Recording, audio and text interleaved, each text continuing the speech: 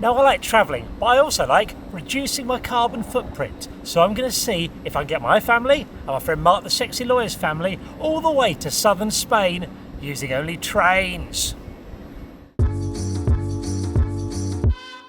The most famous challenge in travel history was when Phileas Fogg travelled around the world in 80 days. But I'd argue that this is an even more impressive task because Phileas Fogg didn't have 6 kids with him and he's not even real. Train 1, let's go. The Greater Anglia service to London Liverpool Street. I get this train about once a week and it's the quickest and easiest way to get to the capital. The trains are very modern and you've got USB ports and plug sockets to charge phones and laptops. Most of the time, there's a cafe open, and failing that, you normally get a nice little trolley service come round. We didn't need that though, because we'd come armed with wine. What have we got there, Nicola? I've got activity packs for children. Look at you. Keep them occupied so I can drink wine. In order to get to Europe, we need to get across London to St Pancras International Station. So we're going on our first subterranean train, the London Underground. Most of you will have been on it before. It's generally pleasant enough outside of rush hour, and the journey from Liverpool Street to King's Cross St Pancras Station is dead quick. So quick, in fact, we had time to smash some fizzy wine at the Champagne Bar at St Pancras.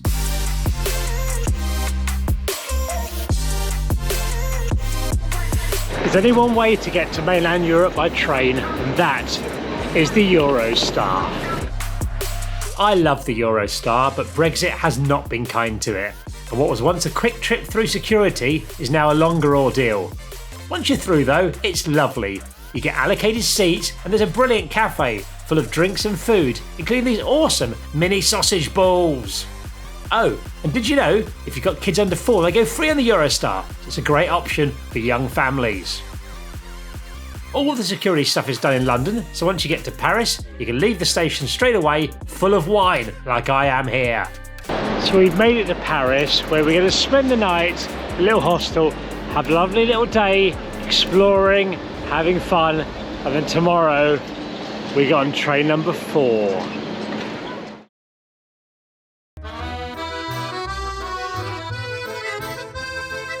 So after a night in Paris and filling up on croissants, it's time for train number 4, the Paris Metro. The Paris Metro is pretty easy to get around, and the journey to Gare d'Austerlitz on line 5 includes my favourite bit of the network. It's when the train pops out from the underground next to the Paris Morgue and crosses the Seine on the gorgeous Viaduct d'Austerlitz before descending into the mainline train station. Beautiful! Now it's time for train 5 and the most exciting train of the journey because we are going on a sleeper train. This was the bit of the journey the kids and I were most excited about. The sleeper train from Paris to Cerbère at the bottom of France. Night trains are having a bit of resurgence in France after services almost died out a few years ago. New routes seem to be popping up all the time and it's a really cost-effective way to travel. Prices for a bed in a couchette start at €35, plus it saves you a night's hotel cost.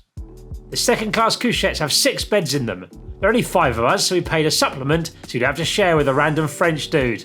More for the French guy's benefit than ours. Boys, what do you think of the sleeper train? Good, because I get to sleep on the top bunk. Arlo, you're in the middle bunk level with me, okay? Yeah. So you get to play Roblox with Daddy. What do you think about the facilities? Do you think they look good? Yes. Yeah, I think they're fine. What do you like about it? There's lots of stuff. I just want to lie in the bed for a bit and get I like because I get to visit the top bunk. So there's facilities. You get a bottle of water and you get a kit de voyage. Why don't you open it up and see what's in it? Okay. I'm going to look in mine too. Don't tell me what it is, Otto. Let's see, we've got an eye mask. Okay, eye Got mask. some earplugs, I think. Earplugs. What are earplugs? For stopping noise. We got, I think, a little wipe for in the morning to clean yourself. And so it says soft. What does that mean? I have no idea. Like a napkin. Oh, you opened yours. It's a little napkin. Okay. And what is this? 2 napkins. It says SNCF. I think that. Or maybe it's a little toothbrush thing. All your bedding's included in the price, although you do have to make your bed yourself. But what do you expect for €35? After leaving Paris, the train stops once at Les Aubrais, and then it's full speed ahead until nearly 7 AM. Morning everyone, it is 7:30 AM. I had a decent sleep, so about 6.5 hours. It's quite pleasant. The noise of the train didn't wake me. It was like a little white noise machine that you get for babies and stuff. And yeah, back's a little bit stiff. I wouldn't want to sleep on it every night. Absolutely fine. Otto, what's your first sleeper train experience like? Very loud. Like in the morning, how it woke us up was not that good. Was that the announcements?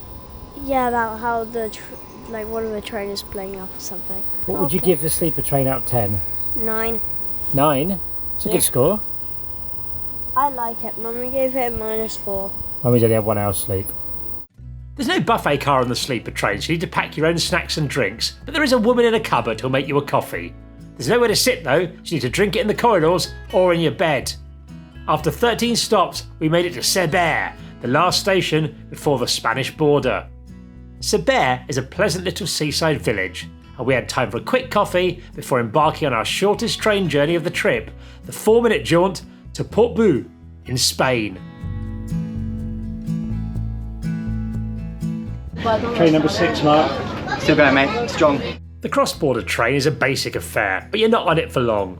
You need to buy a ticket at the station for this tiny journey, then once in Spain, buy a separate ticket for the local train from Portbou to Barcelona. Train number 7, and this one is going to take us from Portbou all the way to Barcelona, if we've got on the right train. The local train to Barcelona isn't the quickest train, but it's a nice, easy journey. Until disaster struck. So disaster has struck and the train dream is on the ropes. There's a fire outside Girona, so we've had to get off the train in Girona. They're doing rail replacement buses, which isn't what we wanted. We wanted trains. But as you can see up there, oh look, there's a fire, you can see the fire. Oh, fair enough, that is an actual fire. So we're going to wait, we're just going to go to a cafe. Hopefully it'll all blow over. The fire will go out, but we'll see. See in a bit. Stuck in Girona, this fire surrounded us. It looked like we're going to have to get a coach and fail in our quest to get to Murcia exclusively by train. But the night is darkest before the dawn. Exciting development. It looked like we were going to have to get a coach, and the dream of getting to the south of Spain purely by train was over. We went and thought, we won't get in the line for the coaches. We'll go and get something to eat. And we did that. And when we came back, they went, just jump on the high-speed train. Yes, just when all seemed lost, we were given permission to travel on the much faster and generally better high-speed train to Barcelona Centre Station. Now, we'd deliberately taken our time to get to Barcelona, but it would have been possible to get to Barcelona a lot quicker. If you're on the 9:31 Eurostar out of London, you have lunch in Paris and be eating tapas in Barcelona by 10 PM the same day. But life's about the journey, not the destination, so our leisurely approach included 2 nights in Barcelona before our final 2 trains. Spanish high-speed trains are lovely, but book in advance. We only booked this one the day before and nearly didn't get on, but luckily we got the last few seats. There was a huge amount of legroom, and the train had plug sockets, which meant I could play a computer game about trains on the train. There was also a cafe for snacks. Eventually, we made it to Alicante. That's one of the nicest train experiences I've had. The legroom was phenomenal. Like being in a limo. Wonderful scenes. 1 train left, and then we'll be in Murcia. Our journey will be complete. Yes, 4 days after we left Norwich, we were about to complete our journey. It's been emotional, but we're here now for the final train, the 10th of the trip, and it's taking us from Alicante to Murcia, where we now live. As we approached our destination, it was a carnival atmosphere. Hello? Yeah. Are you glad that we got the train, or do you wish we got an aeroplane? I don't actually know. Has it been fun getting the train all the way? Well, both of them have been fun. Okay. Actually, aeroplane. I meant train. Okay, that was a real whirlwind of emotion. Otto, we've made it to Murcia. How do you feel? Fine. 10 trains done. So here we are, we've made it to Murcia and the journey by train was a great success. What are my tips for it? My advice would be to book as much as you can in advance. We got a little bit of trouble with the last little leg to Murcia because we'd sort of waited to try and get a group ticket that was going to be cheaper, but then lots of trains were sold out. So I think booked is better than waiting for the sort of perfect fare or all that sort of stuff. So I'd just say try and get as much as you can, planned in advance. Just really know what you're doing, particularly if you've got kids with you, because they can get a little bit stressed out. But overall, I mean, they loved it. I really enjoyed it. I think I'm really glad that we did it, and we'll definitely look next time to try and get the train when we go away somewhere. If you're looking to do it yourself, seat61.com, I think the website is The Man in Seat 61. It's a great guide for European rail travel. Some of the things are slightly out of date in terms of times occasionally, because obviously it's impossible to keep a website like that fully up to date. So just check everything, but get as much booked up as you can and you should be fine. But overall, terrific little trip.